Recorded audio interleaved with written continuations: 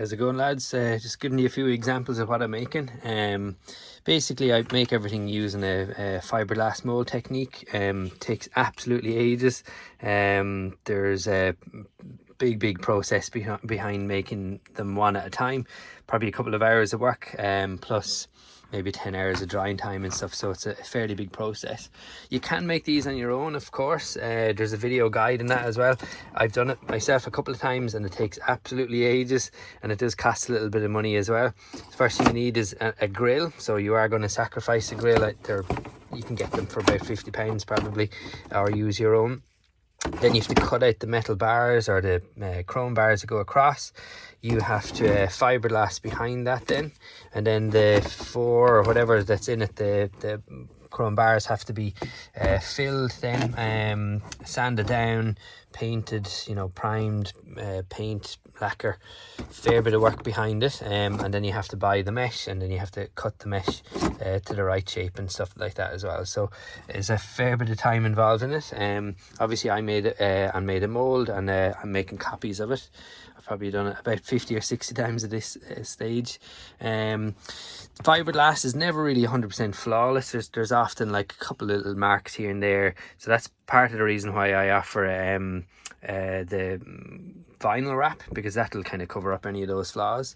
Very soon I'm going to be using a totally different process, so I'm in the I'm trying to make a perfect one here and send it off to be manufactured in some kind of polycarbonate or some plastic type thing. So it will be absolutely flawless within the next month or two, any of the ones that I'm selling.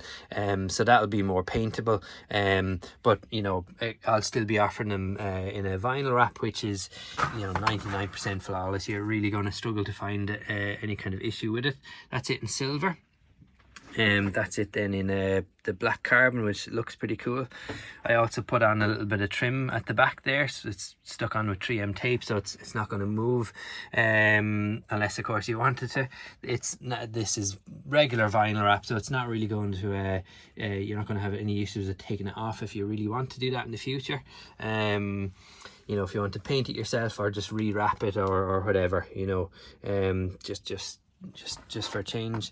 I do also put on and this is really only for kind of to help you to install it. This is not going to be enough to hold this in place forever, but I do have a little kind of section here with some double-sided tape on it. Obviously I'd provide that that goes on each grill, and you just take that off then and stick it on. But I would always usually write a note there to add glue, so I would recommend a little blob of like silicone, maybe once or twice. The tape will help you to maybe overnight just to keep it in place, and then obviously once it sets, and it should be fine. Silicone is a pretty good one to use as well, because if you absolutely have to, you can take that off, but again it's going to stay on for pretty much as long as you want. Just showing you a few different views there.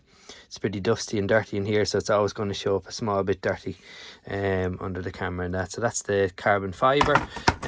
This one here then is the brushed aluminum or aluminium. Just a bit dirty there again. It's just working out in the shed here and it's a real mess, but that's quite nice as well. For me that's the best one, and it's probably what sells more as well, because it looks kind of OEM, but kind of cool as well, because it does have that brush slight kind of matte effect to it as well. I do offer other wraps as well, so I actually make them for Mitos as well. This is a grill that I've just been working on for a while. That's the grey wrap. Grey, obviously it's the textured carbon fiber effect as well.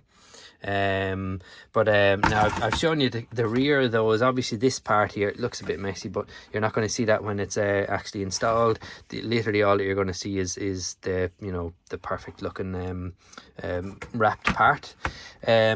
Obviously then I give the pre-cut mesh. It's a cut. It's just going to fit into the void that's in your bumper.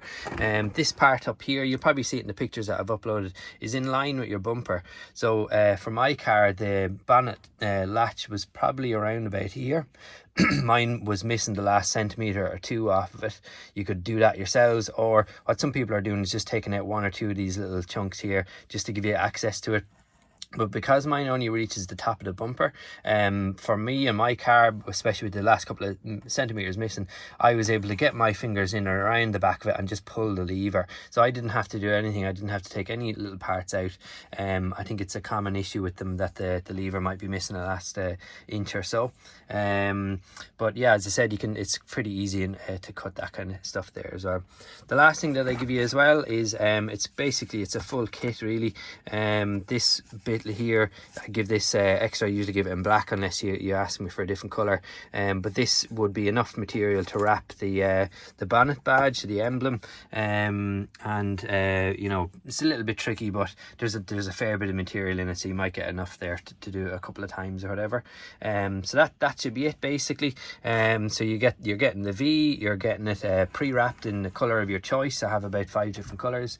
You're getting a bit of trim on the back. You're getting the pre-cut mesh, and you're getting the little bit of extra vinyl as well. So that's probably about it.